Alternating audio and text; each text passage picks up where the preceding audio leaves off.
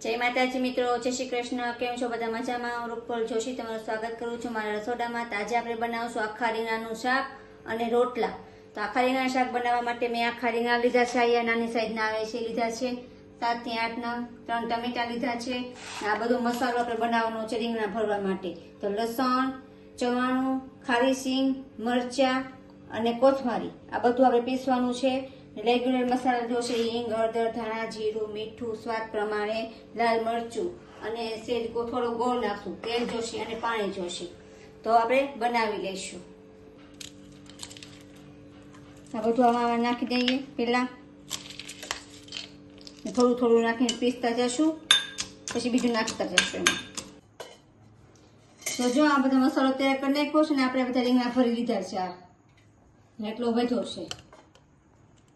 હવે આપણે વઘાર નાખશું ને આપણે એમાં તેલ નાખ્યું છે થોડુંક ને થોડુંક ઘટે તો હજી નાખું છું। તેલ તમારા પ્રમાણે તમે ઓછું વધુ કરી શકો, જેવી રીતે ખાતા હોય એ રીતે તેલ।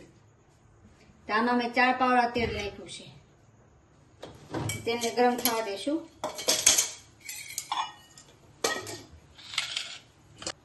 તેલ થઈ ગયું છે આપણું ગરમ, ગેસ ચાલુ કરી દીધો છે અને હવે તેલ હિંગ નાખી મેં, હવે આ રીંગણા છે આમાં નાખી દઈશું આપણે।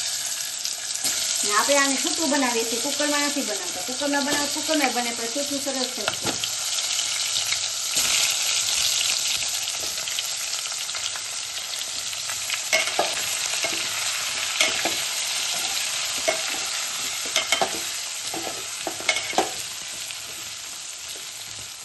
થોડીક વાર આને તેલમાં આને રહેવા દઈશું, પછી આપણે પાણી નાખશું। હવે આપણે પાણી નાખશું એમાં।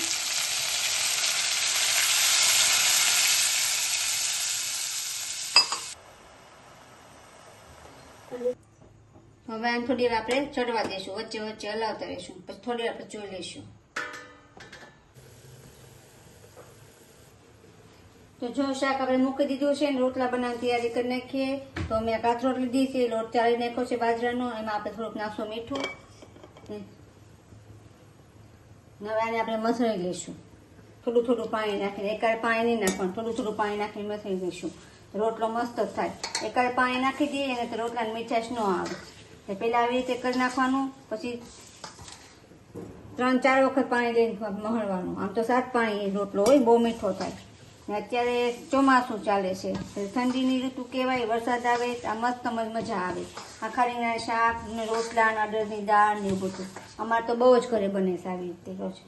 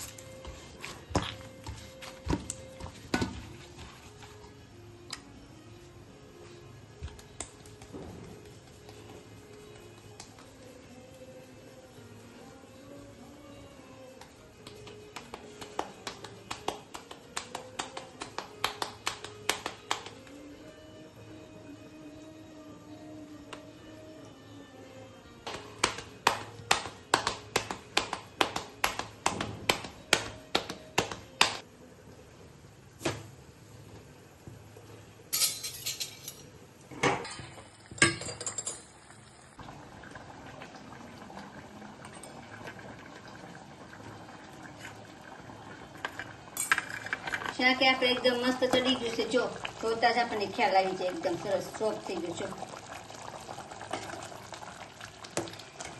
હવે આપણે એને ગેસ બંધ કરી દઈશું અને સર્વ કરશું।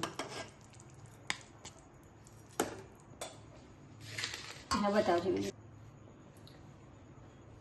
તો તૈયાર છે આપણું આખા રીંગણાનું શાક અને રોટલો, અને આપણે પાછળ સાથે ગોળ ને ઘી પણ મૂક્યા છે।